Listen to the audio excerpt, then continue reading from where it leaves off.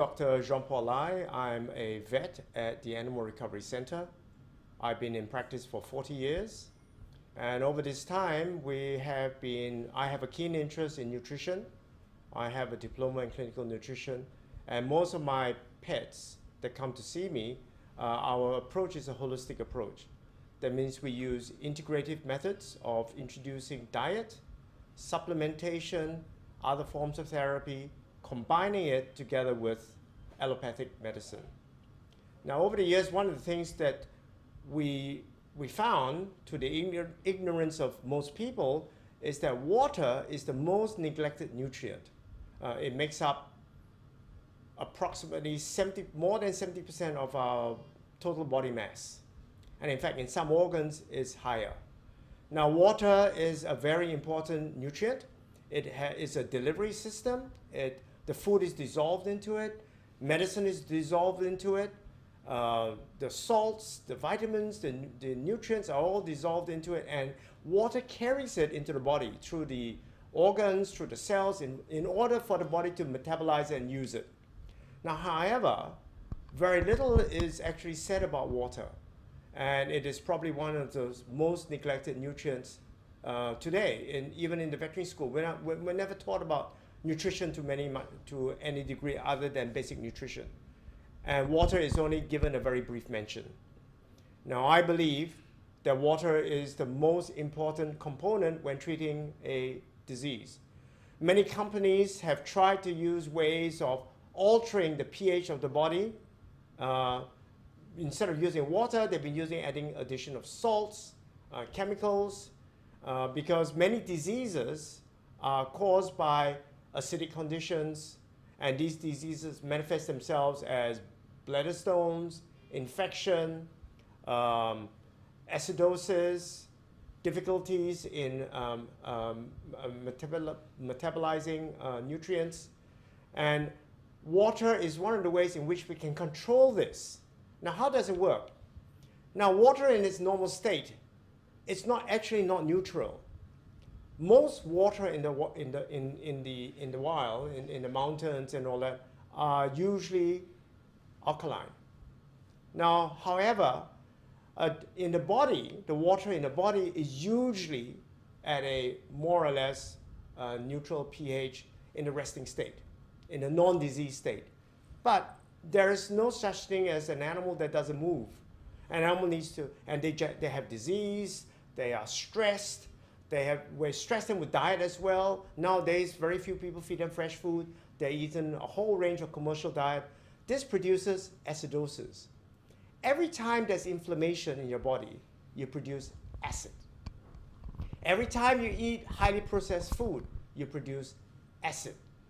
Every time you drink water out of the tap because it contains chlorine and chloramine, which is acidic, you are ingesting acid. Now, in humans, of course, it's even more serious. When we take aerated water, like many of the carbonated drinks, you are actually ingesting carbonic acid. So your internal environment is never at a neutral state.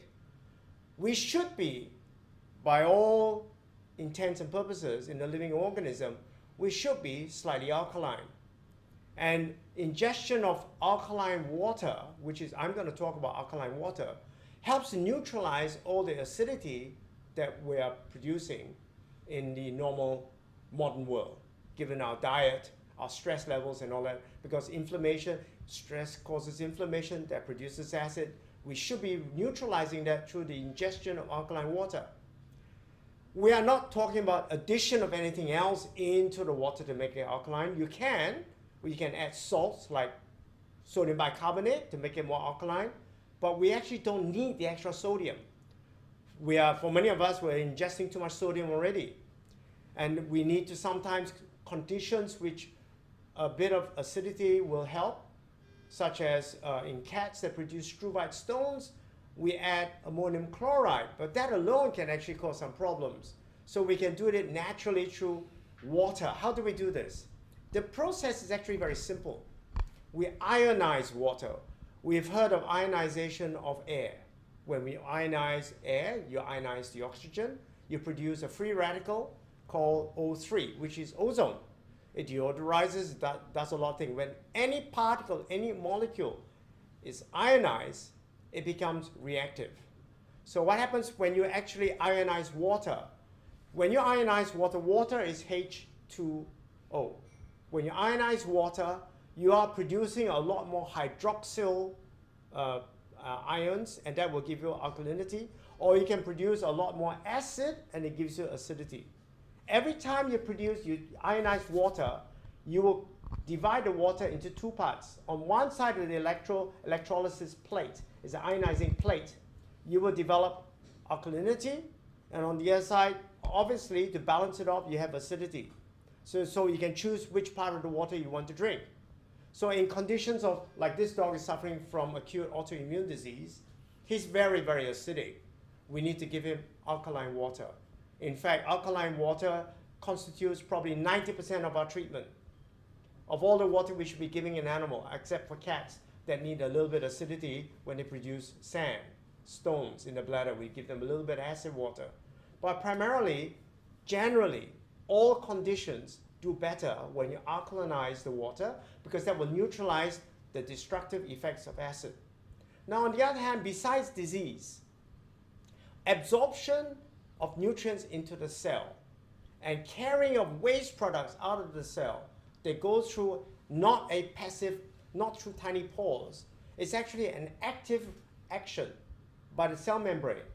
That means that it has to do work. Energy is expended to pull things in, to push things out. It is not a passive. It's not like osmosis. So for the cell to do this, they depend on certain charges to be maintained across the cell membrane. If the cell is bathed in a liquid, for example, your plasma, and the plasma is acidic, two things happen. Waste material has trouble getting out of the cell membrane because the cell membrane works on charges. Acidity is a plus charge. Alkalinity is a negative charge. So if you have too much plus charges bathing the cell, they cannot actively transport nutrients in. They have difficulty getting rid of waste out. So at the end of the day, when you have a very acidic dog, what do you have? You have disease cells. When these cells are diseased, one of the things that may happen long term, you keep this up long enough, chronic degenerative disease, of which one is cancer.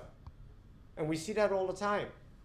I think if you live in a very stressed environment, people blame stress. But you know, stress is just a word. What does it do to your body? It produces inflammation.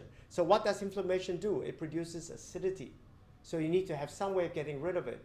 Your body has a function to neutralize the acid and alkalinity. I'm not saying the body doesn't.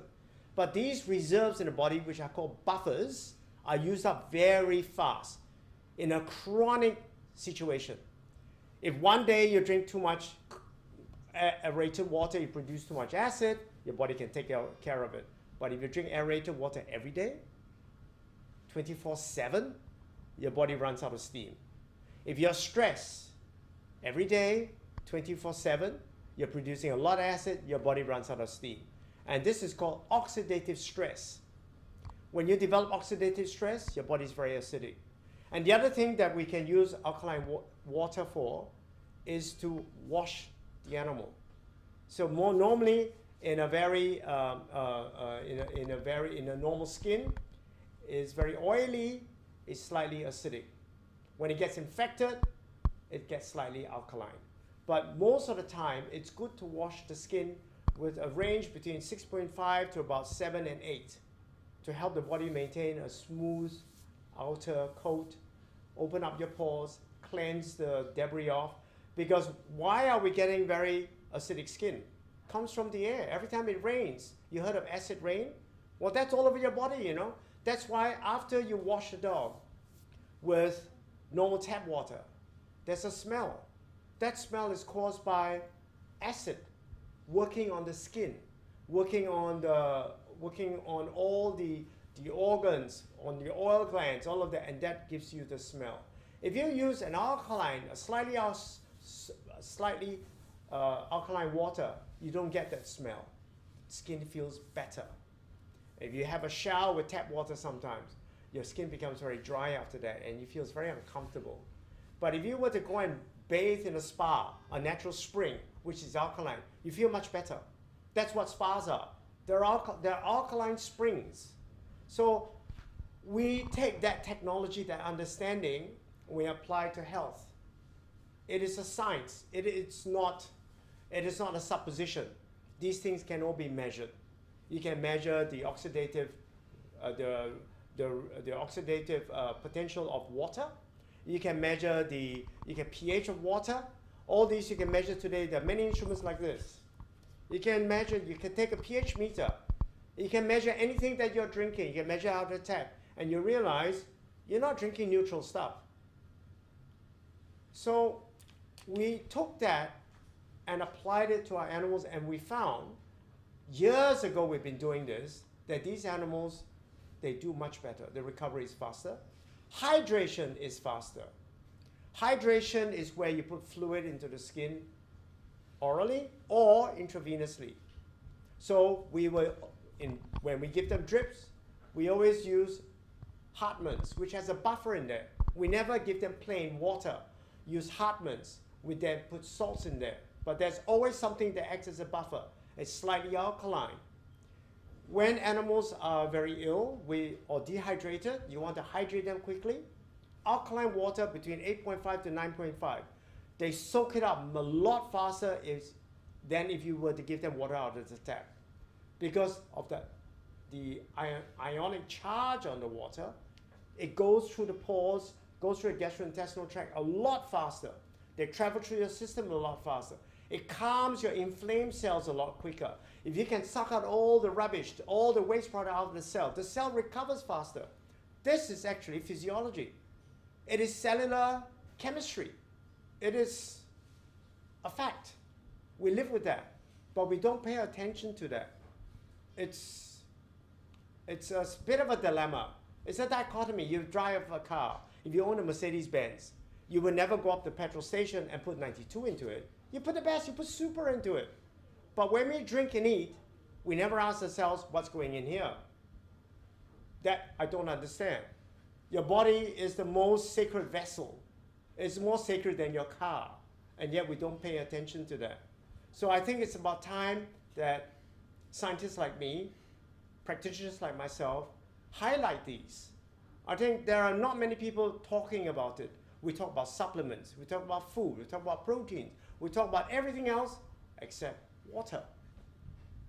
And over the years, we've been doing water therapy for the last maybe 20 years. We've been using many, many machines. There are many machines out of manufactured in different countries, Korea, Taiwan, Japan, and even China now.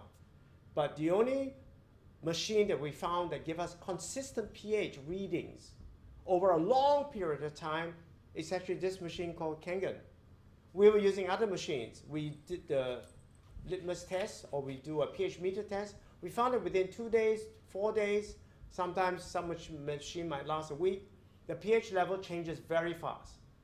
Whereas this machine, sometimes even after 2 weeks, 3 weeks, we do a test and the pH is maintained. We do an 8.5, it maintains at 8.5. The acidic part of water, there's two hoses. When we're producing the alkaline water for drinking, obviously the balancing of the acid water which you get rid of, it's not wasted. We collect that because bacteria dies below pH of 3.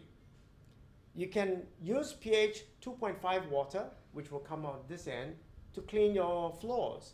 You're not using any detergent. There's no disinfectant in it. You won't cause any allergies to the animals. You can wipe, you can use it for washing, you can use it for washing cutlery, you can use it for disinfecting the floors, tabletops, surface areas. And it's important for me in the veterinary profession because we're constantly cleaning. And I don't like to use a lot of chemicals. And when we found that we were using alkaline water in our autoclaves, our instruments don't rust anymore. And that's one of our biggest costs. Rusty instruments. When we use tap water, it goes in. By the time you finish autoclaving 2-3 rounds, instruments start to develop surface rust, no matter how expensive the instrument is. So we are now changing all our instruments and our autoclaves to be using pure alkaline water. And we're not adding any salts in them, so there's no precipitates. Thank you. Hello, this is Benny. Benny's my favorite godson. Now, Benny suffers from chronic bacterial infection, and it's been known to be Staphylococcus. It's quite resistant to a lot of treatment, and we don't really want to put Benny on a lot of antibiotics. So we were trying shampoos, but shampoos are very harsh. You know, take out all the oil, and they make the skin very dry, and the dogs lick and scratch a lot more. So what we did was, we changed the mode of action, the way we treated Benny. We tried Kangen water. We used a 2.5 to 3 acidic water to disinfect the dog. We left it on for about 3-4 minutes, and then we neutralized it again with a 6.5 to a 8.5. And that will just neutralize the acid away. And after a few weeks and months of treatment, this is Benny. Back to normal again. He had all these rashes and it's all gone. And he's got a beautiful coat now. It used to be in tangles because he scratches a lot. And because of all the shampoos we were using on him, which was very harsh, and we hardly use anything on him these days, isn't it? And Benny drinks alkaline water as well.